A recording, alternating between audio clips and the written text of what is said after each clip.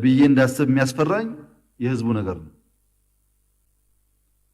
እስከ 6 ሰዓት 7 ሰዓት ከሌሊቱ የመረጠን ህዝብ ምን አድርገን ነው የምናገለግለው? ምን ብናረግ ነው ደህንነት የሚቀንሰው? ምን ብናደርግ ነው ከደሳሳ ጎጆ የምናወጣው? ይሄ ህዝብ ምንም ሳይደረግለት እኛ እንኳን የምንመረጥ ሰዎች የማናደርገውን 7-9 ሰዓት ቆሞ ለይት አልገባም ብሎ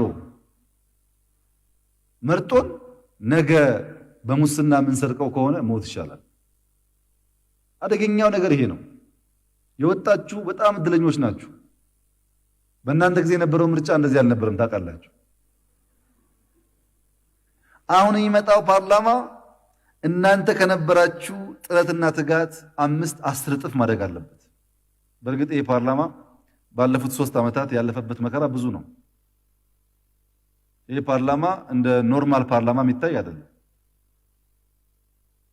ትልቅ ኃላፊነት የተሰማው ለብዙ ፖለቲከኞች አስተማሪ የሆነ ነገር ያየንበት ፓርላማ ነው። ይህንን ፓርላማ ስትወጣ የምትከፍለው ታክስ ላይ መጨቃጨቅ፣ ቤት ላይ መጨቃጨቅ ተገቢ አይደለም። በነፃ ያገለገለ ነው። ክብር ይገባዋል። ተከብሮ መሄድ አለበት።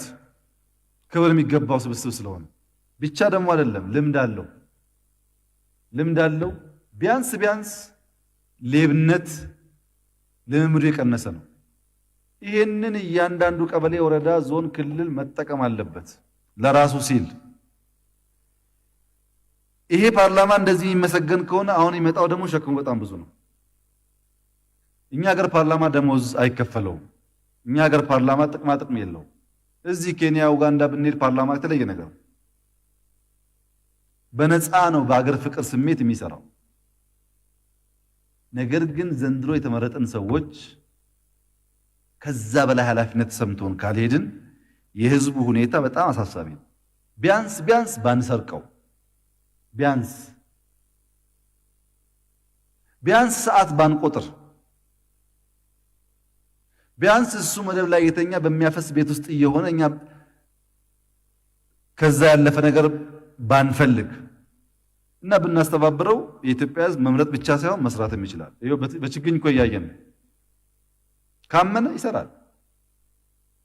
ቀርበን ተባብረን ሰርተን ኢትዮጵያን የሚያሻግር ነገር ማድረግ ይኖርብናል። እዚህ ያለው ምክር ቤት ባለው ልምድ ረጅም ጊዜ ያገለገላችሁ ሰዎች አላችሁ።